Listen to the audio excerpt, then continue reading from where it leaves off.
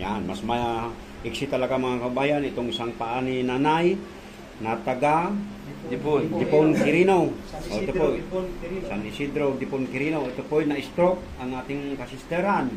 At ito ibabalik po natin sa araw na ito. Okay?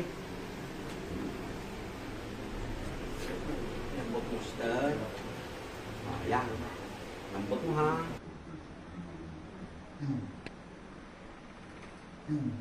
Oh, yan na.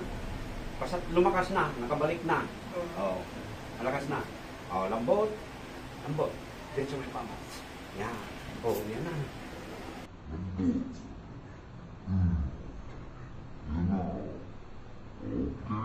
Pasok na ito. Oh, tingnan niyo yung paa niya ngayon. Tayo kayo lahat.